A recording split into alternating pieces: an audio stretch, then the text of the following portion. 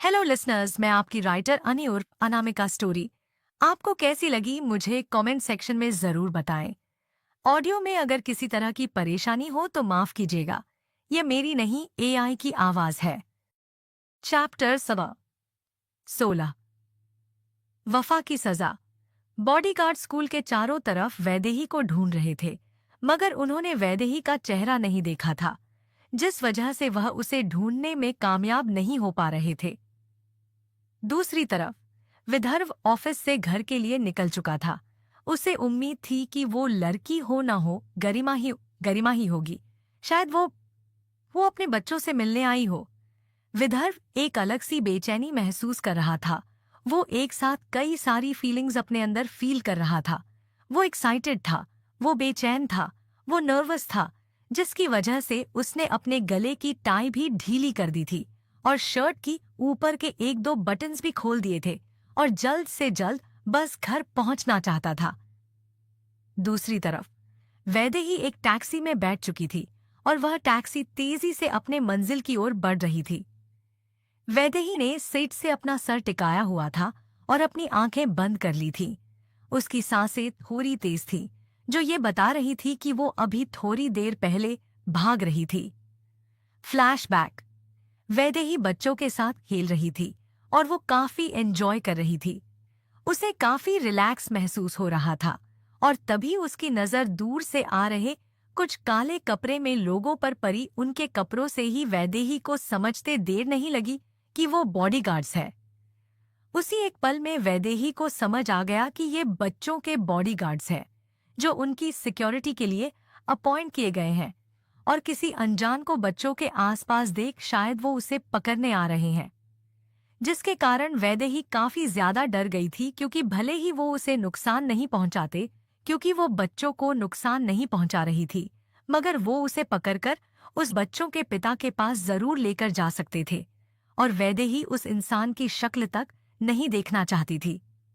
जिसके कारण वो अचानक ही बच्चों को अकेला छोड़ वहां से तुरंत भाग गई और झाड़ियों से होते हुए स्कूल के पिछले रास्ते पर गेट से बाहर निकल गई। उसे डर था कि बॉडीगार्ड उसे ढूंढने की ओर पकड़ने की कोशिश करेंगे, जिस वजह से वो तेजी से भागने लगी और इसी दौरान उसे जब सड़क पर एक टैक्सी दिखाई दी तो उसने फौरन ही टैक्सी रुकवाई और उसमें बैठ गई। Flashback and. वैदेही नहीं अपनी आंखें खोली और धीरे से खुद से कहा, तुम अब तक मुझ तक पहुंच नहीं पाए क्योंकि तुम मेरे बारे में ज्यादा कुछ नहीं जानते और शायद तुम्हें मेरा ख्याल भी नहीं होगा, मगर मेरा सामना अगर तुमसे हुआ तो तुम मेरे जरिए गरिमा दी तक जरूर पहुंचने की कोशिश करोगे और मैं ये कभी नहीं होने दूंगी। मैं तुम्हारे हाथ कभी नहीं आऊंगी। मुझे अब थोड़ा सतर्क रहने की जरूरत है। कहते हुए वैदेही ने अपने माथे पर आए पसीने को साफ किया। दूसरी तरफ वंश अपने ऑफिस में तिलमिलाया हुआ इधर से उधर भटक रहा था। किसी लड़की ने उसे इस तरह से जवाब देने की हिम्मत जो की थी। काफी देर तक यूं ही इधर से उधर भटकने के बाद वंश ने अपने सेक्रेटरी को बुलाया। सेक्रेटरी के आने के बाद वंश ने उससे कहा, आज जिस लड़की के साथ मेरी मीटिंग थी उसके प्रोजेक्ट की फाइल लाकर दो मुझे। सेक्रेटरी कंफ्यूज हो गया, मगर उसे अपने बॉस के ऑर्डर को तो मानना ही था। उसने जल्दी से वो फाइल लाकर वंश को दे दी। उस फाइल में वैदेही की सारी डिटेल्स और उसका पूरा बिजनेस प्लान था। वंश ने एक बार उस फाइल को पूरा अच्छी तरह पढ़ा, फिर अपने सेक्रेटरी को ऑर्डर देते हुए, जो कि वहीं मौजूद था, कहा, पूरे बिजनेस इंडस्ट्री में ये ऑर्डर दे दो कि जो कोई भी इस वैदेही रक्षित के साथ उसके स्टार्टअप में इन्वेस्ट करेगा, आरएम कभी भी उसके साथ कोई बिजनेस डील नहीं करेगी। सेक्रेटरी ने कुछ कहने की कोशिश की, मगर वंश ने उसे गुस्से से घूरा। सेक्रेटरी ने तुरंत अपनी जबान बंद की और फौरन केबिन से बाहर चला गया।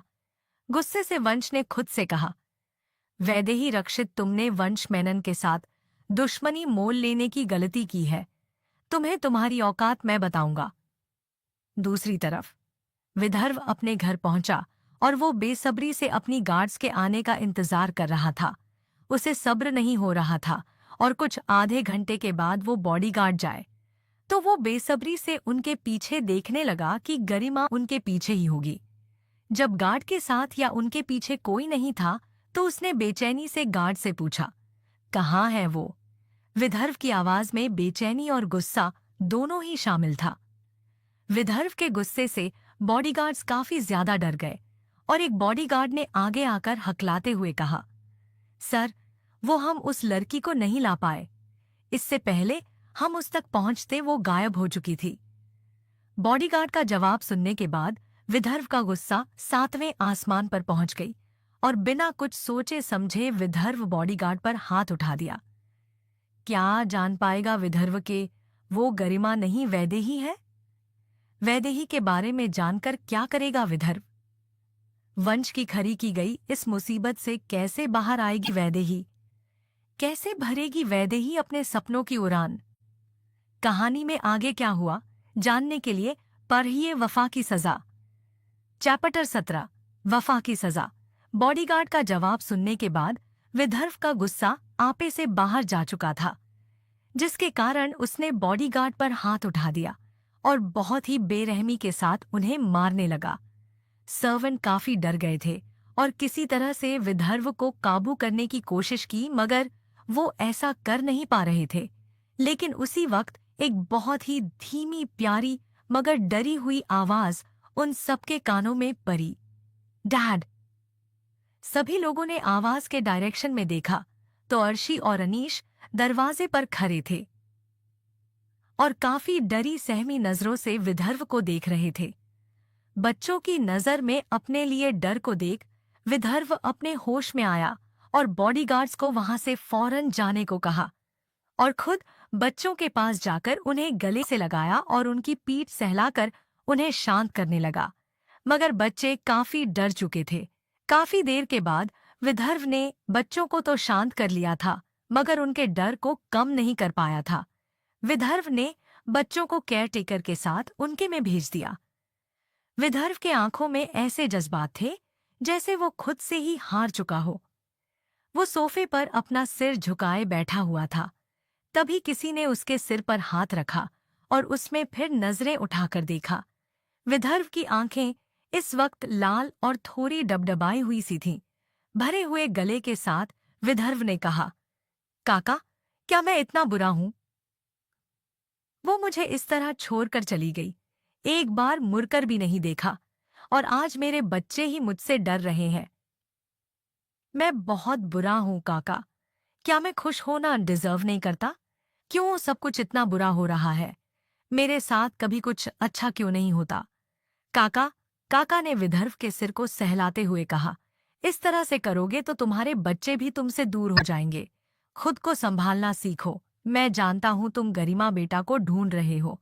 तुम उससे बहुत प्यार करते हो और उसके चले जाने के बाद तुम कितने टूट चुके हो। पर बेटा, तुमने भी तो गलती की थी ना, तो इस गलती को सुधारना भी तुम्हें ही होगा। अपनी गलतियों को सुधारने की जगह तुम उसे और बड़ा कर रहे हो। भरी हुई आवाज के साथ विदर्भ ने कहा, मैं क्या करूं काका? आखिर मैं कैसे सब कुछ ठीक करूं? काका ने गहरी सांस लेते हुए उसके पास ही बैठकर कहा, सबसे पहले तो बच्चों को कुछ वक्त के लिए ही सही हॉस्टल में भिजवा दो, क्योंकि वो तुम्हारे साथ रहेंगे तो उन पर बहुत बुरा असर होगा। इसका बुरा मत मानना, मगर ये सच है, और इस दौरान तुम अपना पूरा जोर लगा दो गरिमा बेटा को ढूंढने में। उससे अपनी गलतियों की माफी मांगो, और वो दिल की साफ और सच्ची है, बहुत अच्छी है, वो तुम्हें माफ कर देगी। अपने परिवार को पूरा करने की पहल करो, क्योंकि इससे तौरा भी तुमने ही था, और अपने उस नशे की आदत से भी बाहर आओ।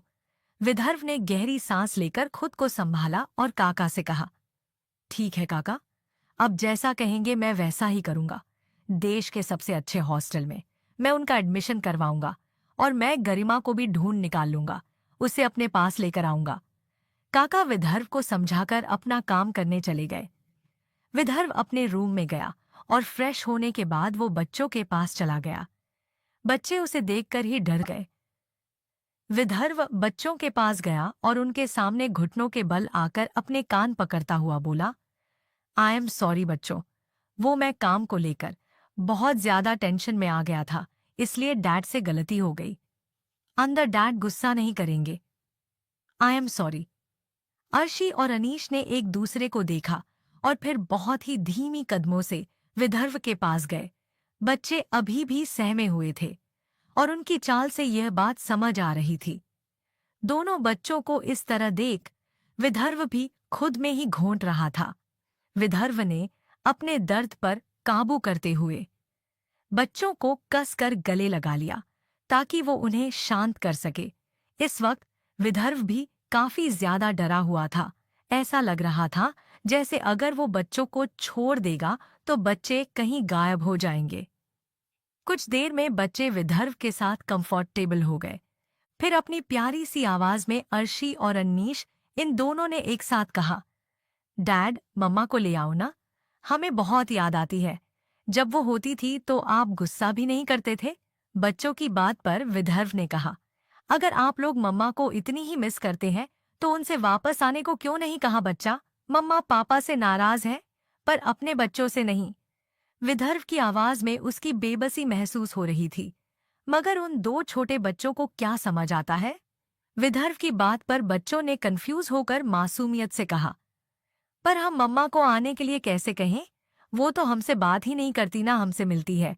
बच्चों की बात पर कंफ्यूज होकर विदर्भ ने कहा, पर बेटा आज मम्मा तुमसे मिलने आई थी ना, तो तुमने उनसे कुछ कहा क्यों नहीं? मासूमियत से बच्चों ने जवाब दिया, नहीं डैड, मम्मा हमसे मिलने नहीं आए, हमसे तो मासी मिलने आई थी। बच्चों की बात पर विदर्भ के चेहरे पर कंफ्यूजन और हैरानी के एक्सप्रेशन थे। कंफ्यूजन और हैरानी के मिले जुले भाव से विदर्भ ने धीरे से ही खुद से कहा, मासी। पर बच्चों ने विदर्भ के मुंह से उसे एक शब्द को सुन लिया था, जिसके बाद उन्होंने मासूमियत से हाँ में सिर हिला दिया। बच्चों से उनकी मासी का जिक्र सुन क्या करेगा विदर्भ? क्या अनजान है विदर्भ वैदेही के वजूद से? वैदेही के बारे में जानकर क्या करेगा विदर्भ? कहानी में आगे क्या हुआ जानने के लिए पढ़िए वफा की सजा। चैप्टर 18 वफा की सजा। विदर्भ ने जैसे ही अपने बच्चों के मुंह से उनकी मासी का जिक्र सुना, वो पहले तो कंफ्यूज हो गया, मगर फिर उसका चेहरा हैरानी से भर गया। और जब वो खुद ही बुदबुदाते हुए मासी शब्द कह रहा था, तब बच्चों ने ये शब्द उसके मुंह से सुन लिया और फिर से अपनी हामी भर दी।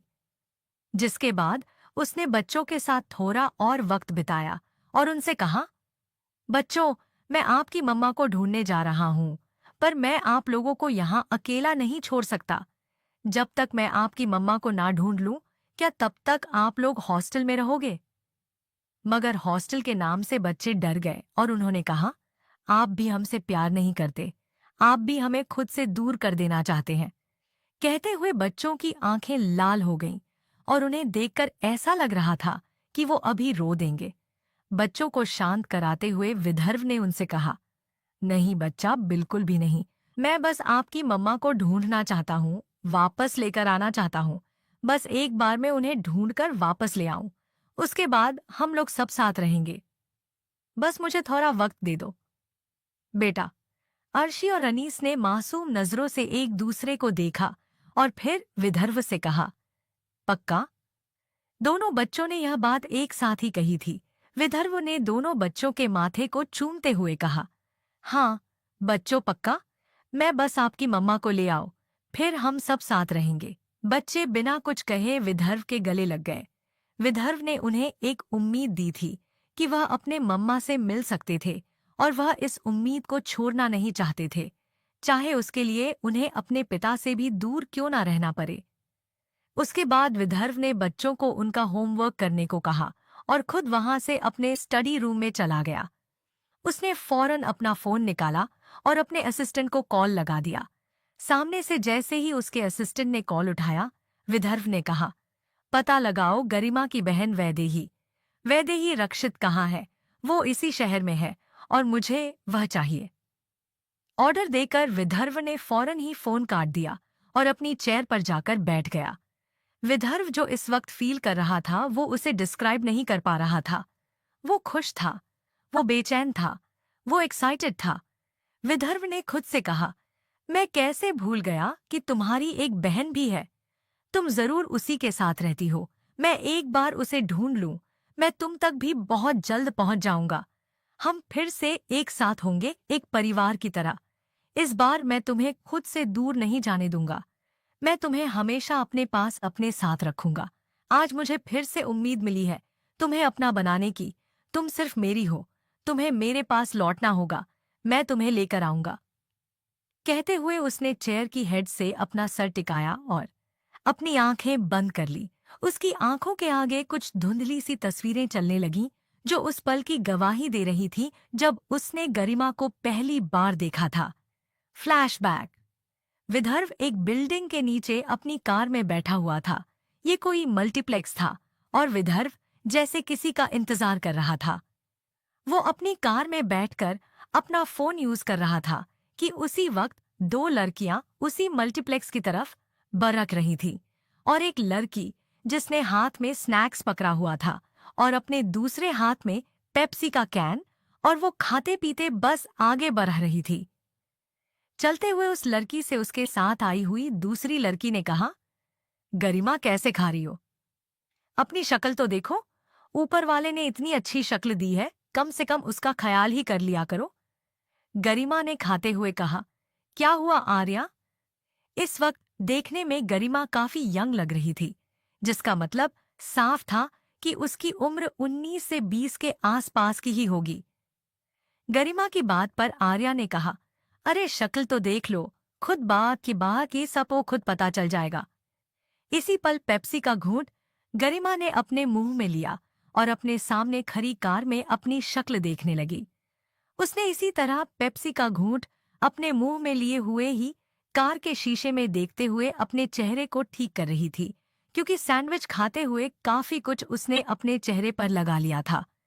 विदर्भ बहुत ध्यान से गरिमा को देखने लगा और उसकी इस बचकानी हरकत पर वो धीरे धीरे स्माइल करने लगा। इस वक्त गरिमा उसे काफी क्यूट लग रही थी। उसे इसी तरह कुछ देर देखने के बाद विदर्भ ने अपने कार का ग्लास डाउन कर दिया और अचानक से अपने सामने किसी को देख गरिमा की हालत डर से खराब हो गई और उसके मुंह की पेप्सी एक फव्वारे की तरह विदर्भ के चेहरे पर आ गई। गरिमा की इस हरकत पर विदर्भ ने अपनी आंखें बंद कर ली और उसका चेहरा गुस्से से तमतमा गया। गरिमा की हालत डर से खराब हो गई थी और वो अपने कदम पीछे खींचने लगी। इसी पल विदर्भ ने भी अपने कार का दरवाजा खोला और कार से बाहर आया। गरिमा काफी डर चुकी थी और वह कुछ कहने की हालत में भी नहीं थी। पीछे खड़ी आर्या ने जब ये सब कुछ होते देखा तो उसकी तो मानो कांटों तो खून नहीं वाली हालत हो चुकी थी। उसकी आंखें मानो बाहर ही आने वाली थी। वो जल्दी से गरिमा के पास आईं और इसकी पहले की गरिमा से विदर्भ कुछ भी कह पाता या अपना गुस्सा उस पर उतारता, आर्या ने जल्दी से उसका हाथ पकड़ा और उसे खींचकर अपने साथ ले गई। जाती हुई गरिमा मुड़मुड़ कर बार बार डर से विदर्भ को देख रही थी और विदर्भ का गुस्सा पता नहीं कहाँ गायब हो गया था। वो बहुत ही हसरत भरी नजरों से गरिमा को देख रहा था और हल्के हल्के मुस्कुरा रहा था। क्या हुआ होगा इन सब के बाद गरिमा और विदर्भ के बीच? क्यों दूर है गरिमा और विदर्भ एक दूसरे से? आखिर ऐसे भी क्या गलती हुई थी विदर्भ से जो गरिमा उसे छोड़कर चली गई? क्या विदर्भ गरिमा को अपने पास ला पाएगा? कैसे पहुंचेगा विदर्भ गरिमा तक? क्या मिलेगी विदर्भ को उसकी गलतियों की माफी? आने वाले कल में कैसा होगा विदर्भ और गरिमा का रिश्ता? कहानी में आगे क्या हुआ जानने के लिए पढ़िए वफा की सजा। चैप्टर 19, वफा की सजा। विदर्भ अपने स्टडी रूम के चेयर पर बैठा अपने और गरिमा की पहली मुलाकात याद कर रहा था।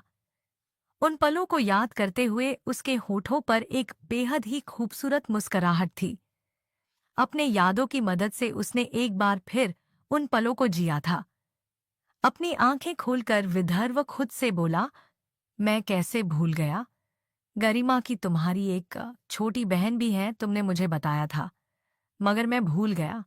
मगर देखो, आज मैं उसी की मदद से तुम तक पहुंचने वाला हूँ।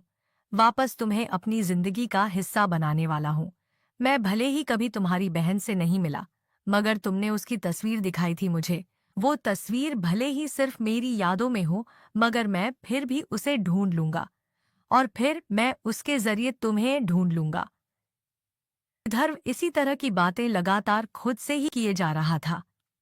दूसरी तरफ अगस्त्य का घर में उसकी तैयारियां हो रही थी और आज से ही उसकी रस्में भी शुरू हो रही थी। अगस्त्य इस वक्त अपने स्टडी रूम में अपने ऑफिस का काम कर रहा था। अगस्त्य पूरी तरह से अपने काम में डूबा हुआ था और उसी वक्त उसके स्टडी रूम का दरवाजा नोहक हुआ। अगस्त्य ने आवाज सुनकर कमिंग कहा तो एक सर्वेंट ने दरवाजा खोला और अगस्त्य से कहा, सर, मैडम आपको बुला रही हैं।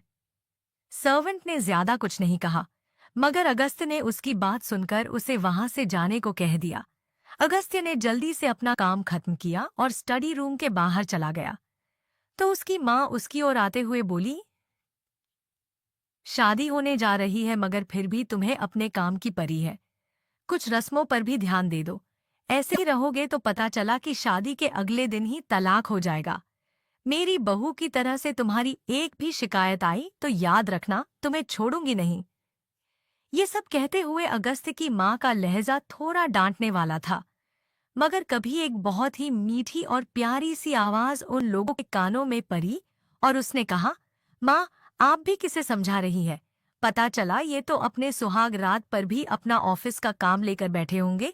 बेचारी मेरी होने वाली भाभी इतने खरुस इंसान से शादी करने के बाद उनकी जिंदगी ही बर्बाद हो जाएगी। पता नहीं उन्हें मेरे इस खरुस भाई में क्या दिख गया जो शादी के लिए हाँ कह दिया। सभी की नजर आवाज की ओर गई तो वहां से एक लगभग 20 से 21 साल की लड़की हाथ में एक ट्रॉली बैग लिए घर के अंदर आ रही थी। उस लड़की की बात पर अगस्त्य ने कहा, माँ, आप किस बेटी की जबान बहुत ज्यादा चल रही है? इसे समझा दो वरना इसका क्रेडिट कार्ड बंद कर दूंगा मैं, और कोई पॉकेट मनी भी नहीं मिलेंगी। अगस्त्य के बात पर उस लड़की का मुंह खुल गया। फिर नाक चढ़ाकर बचकानी लहजे में कहा, देखो माँ, ये मुझे धमकी दे रहे हैं। कहते हुए वो माँ के पास आई और उनके गले में अपनी बाहें दी। कोई और नहीं बल्कि अगस्त्य की चोट है और अगस्त्य की माँ का नाम रश्मि है। थे और अगस्त्य से, खबरदार, जो तूने इस और मनी किया तो कोई रिकॉर्ड हो, अगर तेरी को धमकाया तो तेरे लिए अच्छा नहीं होगा। रश्मि ने अपनी बात खत्म की और सानवी को दुलारते हुए उसके गालों पर हल्का सा किस किया। सानवी में शैतानी मार वो नीचे चढ़ाकर अगस्त्य को चिढ़ा रही। रश्मि जी ने अगस्त्य से आगे कहा, खबरदार, मिली बेटी से अगर कुछ कहा तो। मेरी सानवी बहुत अच्छी बच्ची है, मेरा प्यारा बच्चा।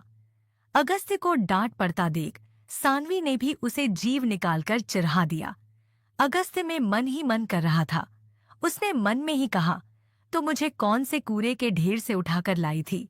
जब तक अगस्त से ये सब कुछ अपने मन ही मन बोल रहा था, इतने में रश्मि जी वहां से जा चुकी। अगस्त्य जैसे ही अपने ख्यालों से बाहर आया और उसने सानवी को वहां अकेला पाया, उसे मौका मिल गया। अगस्त्य सानवी के पास आया और उसके काम को पकड़कर खींचते हुए कहा, अगर मुझे गुस्सा आया ना तो तुझे बचाने वाला कोई भी नहीं है। बड़े भाई को मुंह चिढ़ा रही है। अगर दोबारा ऐसा किया तो अगले महीने से तेरी पॉकेट मनी बंद। फिर तेरी सिफारिश लेकर माँ या पापा कोई कुछ नहीं कर पाएगा। अगस्त्य की बात सुनकर सानवी ने बुरा सा मुंह बनाया और आगे कुछ भी कहने की हिम्मत नहीं की। सानवी अभी अभी हॉस्टल से आई थी। सानवी अपनी पढ़ाई की वजह से ज्यादातर हॉस्टल में ही रहा करती थी। वो घर किसी इवेंट पर ही आती थी। घर की इकलौती लड़की और घर में छोटी होने के कारण वो घर में सबकी लाडली भी थी। सभी लोग लिविंग रूम में ही सोफे पर बैठे और अगस्त्य की माँ रश्मि जी ने उसे शादी की शॉपिंग का हिस्सा बनने को कहा।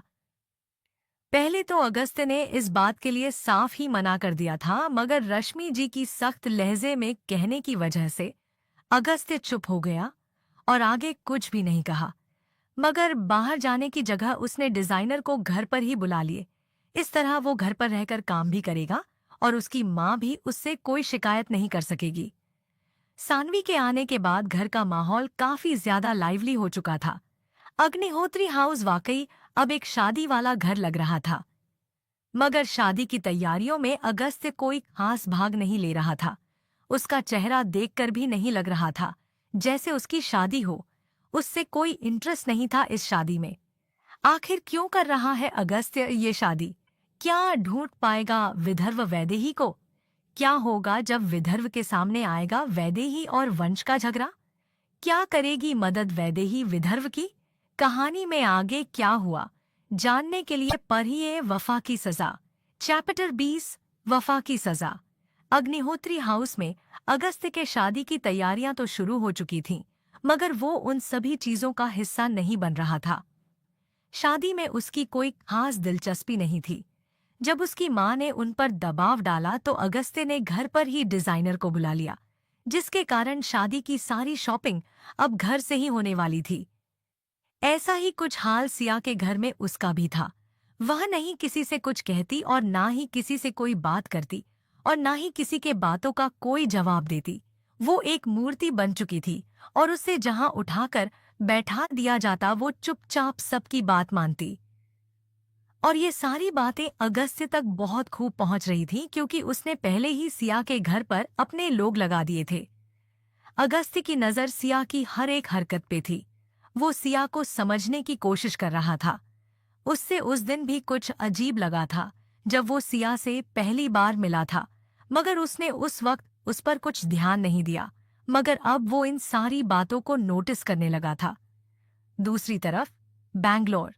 आदित्य और गरिमा एक दूसरे के साथ काफी अच्छा टाइम स्पेंड कर रहे थे।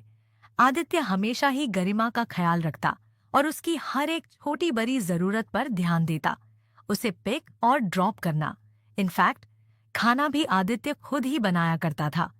मगर फिर भी उसे गरिमा को देखकर काफी बुरा लगता था।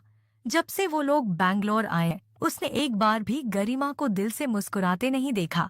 वो हमेशा ही गरिमा को खुश करने की कोशिश करता रहता और गरिमा भी उसे दिखा देने के लिए मुस्कुरा दिया करती।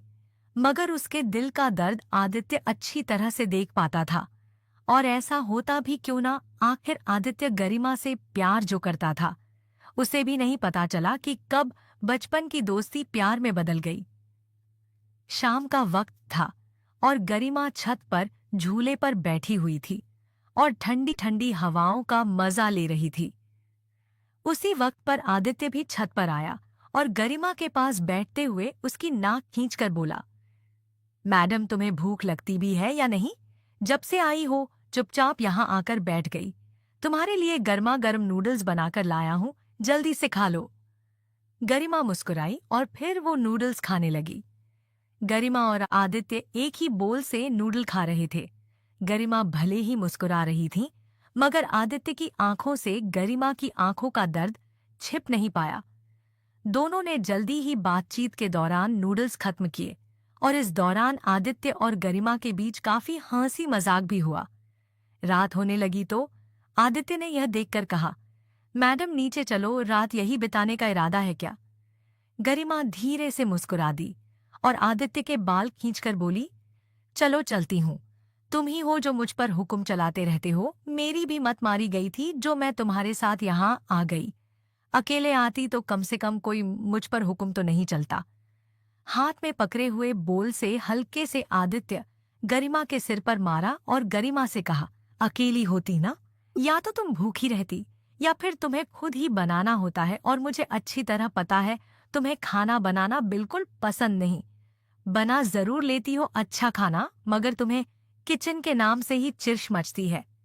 आदित्य की बात पर गरिमा ने मुंह बना लिया और फिर झूले से जैसे ही उठी और आगे बढ़ी उसके मुंह से अचानक से ही चीख निकल गई।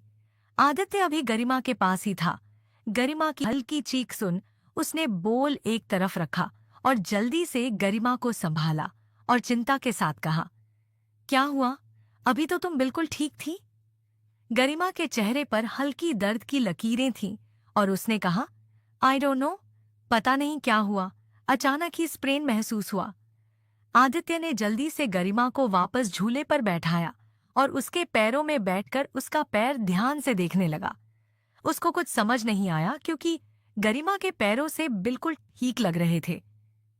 तभी उसके दिमाग में कुछ आया और उसने कहा, तुम जब से यहाँ आई हो तुम एक ही पोजीशन में थी क्या? गरिमा के चेहरे पर दुनिया भर की मासूमियत आ गई और उसने आदित्य से अपनी नजरें चुराने की कोशिश की। आदित्य की नजर लगातार गरिमा के ऊपर बनी हुई थी। कुछ देर शांति से खड़े रहने के बाद गरिमा ने भी हाँ में सिर हिला दिया। तो आदित्य ने उसे घूर कर देखा और कहा, इसी वजह से ये हुआ है। अरे कभी तो खुद का ध्यान रख लिया करो। तुम्हारी बॉडी कितनी वीक है। तुम्हें रिकवर करने में ही कितना समय लग गया था एक्सीडेंट के बाद, और तुम फिर भी इतनी लापरवाह हो जाती हो। व्हील चेयर पर आ गई थी, याद है ना? या फिर भूल गई हो? आदित्य की डांट पर गरिमा का मुंह छोटा सा हो गया।